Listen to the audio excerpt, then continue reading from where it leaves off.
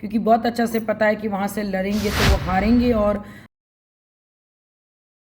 लोजपा रामविलास पासवान के प्रदेश अध्यक्ष राजू तिवारी ने जब कहा कि चिराग पासवान जम्मू से नहीं हाजीपुर से चुनाव लड़ेंगे, और फिर कहा था कि लोजपा रामविलास की चाबी अमित शाह के पास नहीं है, बल्कि चिराग पासवान एक लोकप्रिय नेता हैं और हम किसके साथ गठबंधन करेंगे ये आने वाला वक्त बताएगा। अब इसी मसले को लेकर पारस की पार्टी की तरफ से बड़ा हमला किया गया। पारस की पार्टी की प्रवक्ता देवयानी मित्रा ने बड़ा हमला करते हुए कहा कि चिराग पासवान ने जम्मू में कोई काम नहीं किया, इसलिए वहां से भाग रहे हैं। और अमित शाह के बयान को लेकर कहा कि अमित शाह पर जो कुछ भी चिराग पासवान की पार्टी की तरफ से कहा गया कि वो हमारा कुछ नहीं बिगाड़ पाएंगे, हालांकि उन्होंने ऐसा नहीं कहा था कि हमारी पार्टी की चाबी अमित शाह के पास नहीं है। देवयानी मित्रा ने इस पर भी हमला किया और कहा कि आप लोग जो है वो ओवर कॉन्फिडेंट हैं, आप लोगों ने पूरे मामले को कॉम्प्लिकेटेड बना दिया है। पहले आप सुनिए क्या कुछ कह रहे हैं देवयानी मित्रा।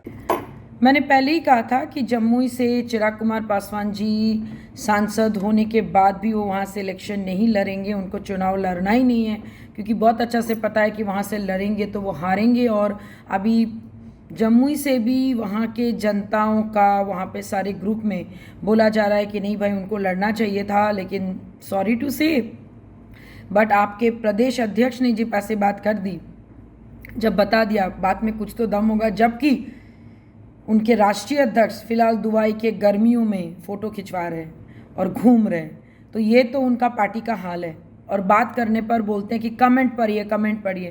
भैया कमेंट पढ़ के राजनीति नहीं होती है। अगर आपको सही में अपने क्या कहते हैं जिस जगह का सांसद है उसका फिक्र होता तो वहाँ से आप जम्मू से लड़ते हैं। और आपने क्या कहा कि अमित शाह ये सब वो आपका क्या बिगाड़ लेंगे। हाँ भाई अच्छी बात है, कॉन्फिडेंट होना is good, but over confident किसी भी चीज़ में इज़ नॉट गुड। और फिलहाल आप लोग का जो लाइफस्टाइल या फिर जो भी आपके पार्टी का जो स्टेटस है वो टोटली कॉम्प्लिकेटेड है। हम लोग इसको बोलते हैं कॉम्प्लिकेटेड क्योंकि जो सबके लिए अवेलेबल होता है, कभी कांग्रेस, कभी जेडीयू, कभी आरजेडी, कभी बीजेपी, है ना। तो you people are confuse people, आपका लाइफ का स्टेटस जो है वो कॉम्प्लिकेटेड है। और फिलहाल तो आपके राष्ट्रीय अध्यक्ष जी को शायद पता भी नहीं होगा कि यहाँ पे उनके प्रदेश अध्यक्ष ने बयान दे दिया है कि वो जम्मू से नहीं लड़ेंगे क्योंकि वो जीत नहीं पाएंगे, उनसे जीता नहीं जाएगा, क्योंकि वो जाते नहीं हैं, वो काम नहीं करते। और जबकि उन्होंने एक समय कहा था, चिराग कुमार पासवान जी ने कहा था कि मरते दम तक वो जम्मू का साथ नहीं छोड़ेंगे।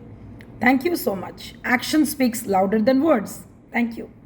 तो साफ तौर पर जैसे ही चिराग पासवान की पार्टी ने कहा कि पूरी पार्टी चाहती है कि चिराग पासवान हाजीपुर से चुनाव लड़ें, जिसके बाद पशुपति पारस खेमे में जो है खलबली मच गई, क्योंकि इस वक्त हाजीपुर लोकसभा से बाकायदा पशुपति पारस जो है सांसद हैं। अब सवाल उठता है ऐसे में अगर चिराग पासवान वहाँ से लोकसभा का चुनाव लड़ेंगे तो फिर पशुपति कुमार पारस का क्या होगा। और बीजेपी धर्म संकट में फंस जाएगी क्योंकि उसे दो में से एक को ही वहां से टिकट देगी। अब सवाल ये उठता है कि आखिर एनडीए में कौन रहेगा, पशुपति पारस या फिर चिराग पासवान। तो कुल मिलाकर चाचा भतीजे की राजनीति जो है वो काफ़ी दिलचस्प हो गई है और सबका ध्यान इस तरफ है कि बीजेपी आखिरकार किसको महत्व देगी, क्योंकि ज़मीनी स्तर पर वोट बैंक की बात करें तो वो चिराग पासवान उस पर दावा करते रहते हैं।